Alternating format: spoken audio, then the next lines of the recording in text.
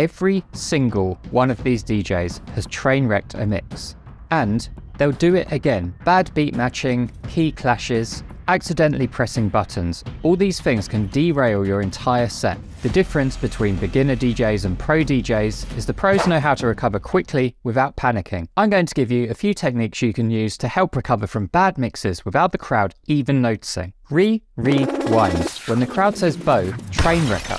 Spinbacks or rewinds are divisive. Many DJs overuse them and they can really ruin the flow of a set. But there's another better use for them, and that's to escape a bad transition. The most important thing to do if you're going to use a spinback is to make sure your controller is in vinyl mode. On this DDJ1000 you do it by holding shift and pressing the vinyl button here. Controllers that don't have a vinyl mode button like the FLX4 are normally set in that mode by default. If you want to be able to toggle them, you can set up a keyboard shortcut in Rekordbox Preferences. This makes the top of the jog act like a vinyl record would. If you press down on it while the track is playing, it will stop. On some controllers or CDJs, you can also adjust the tension of the jog wheel. This goes from light to heavy. Very satisfying, but not what we need. For escaping train wrecks, I recommend keeping this in the middle. We don't want to drag this out.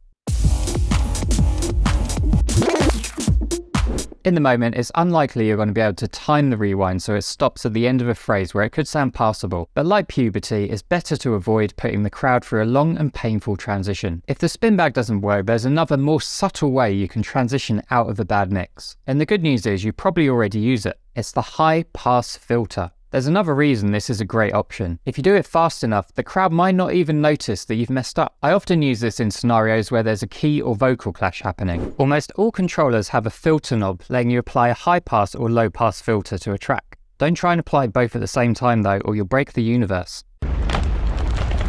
On some controllers, you'll have a dedicated sound color effects section here. This lets you assign different effects to the filter knobs. On other controllers, you won't have this option, and these will always be high or low pass filters. If your mix is clanging, I recommend you use the high pass filter rather than the low pass to get out of it. That's because the low pass filter will accentuate the dodgy kick drums.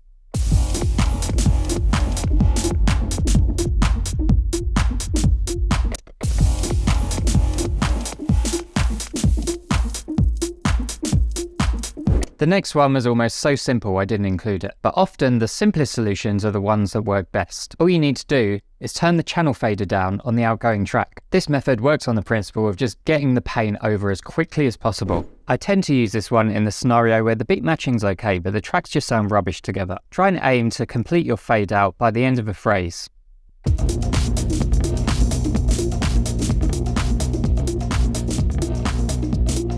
On the community page, I asked you all to vote on your favourite way of getting out of a bad mix. There was one clear winner, and that's echoing out. Let me know in the comments if you agree with this, or if there's another method you prefer. The reason that echo is so good is because the effect will actually sync with the BPM of your music. That means you can actually get a bit of a rhythmic effect going. Even if your beats aren't locked, it can almost make you sound like you know how to mix. Depending on your controller, the echo effect can be either found on the controller itself, or you can set it up in Rekordbox. For controllers like the FLX4, which don't have a dedicated hardware button, you can use the FX Select button to select it in Rekordbox. On this DDJ1000 or any other controller that has beat effects on the mixer itself, you can find it over here on the right hand side. Subfocus is Man Bun here with another top music tip. Using the low cut echo means you don't enhance the low frequency parts of your track, which are normally the ones you're trying to avoid the crowd hearing when you're train wrecking. Goodbye. Using the parameters, I usually set this to 1 beat. The next thing you need to do is select the channel you're going to apply the effect to.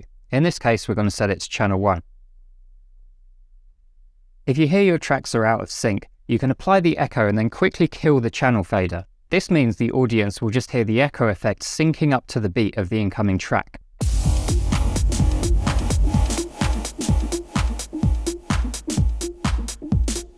If your beat matching is wonkier than the shelf I put up last week, there's a way to correct it before the crowd even gets their precious photographs on there. That's right, it's your favourite button, Beat Sync. A quick tap on and off is all you need to do to get those grids lined back up.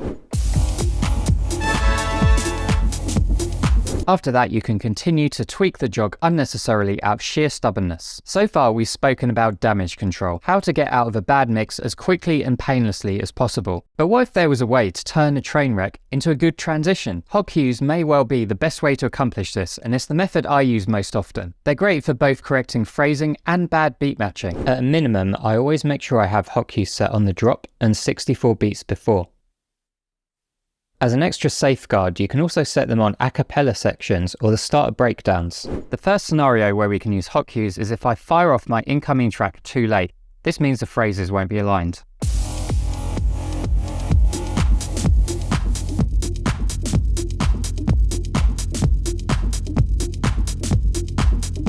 The second scenario I can use hot cues is if my beat matching is wrong. I can use the hot cue as a reset button to keep lining up my beats until they match.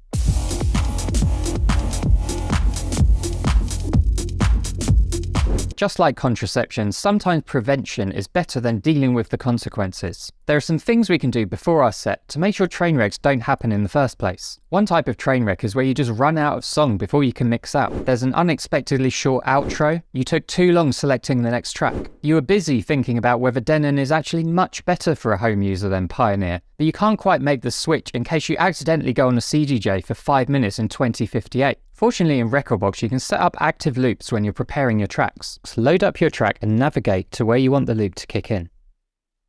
Set the loop to your desired length. Assign it to a hot cue or a memory cue if you're from 10 years ago. Click the little arrow so it turns red. This is now an active loop. Now, when the playhead reaches this cue point, it will automatically activate the loop you just set.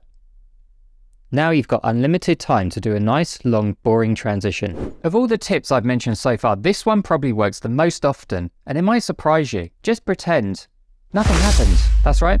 Brush it under the rug. Act dumb. Keep it on the D-low. The thing is, as DJs, as much as we criticize our own transitions, most of the ravers won't even notice or care. I've heard and delivered some absolute car crashes in my time, and 9 times out of 10, the night goes on to be a great success. If anything, it reinforces the fact it's a live performance. If you're a newer DJ, being able to ignore a screw-up is probably going to be quite tricky at first. But it's one of the skills you have to develop as a performer, and trust me, it does get easier. But bad transitions may not be your biggest issue when you perform. If you don't know how to control the energy of your sets, even perfect blends won't save you. Have a look at this video next where I explain how to design your sets with purpose so the dance floor is never empty.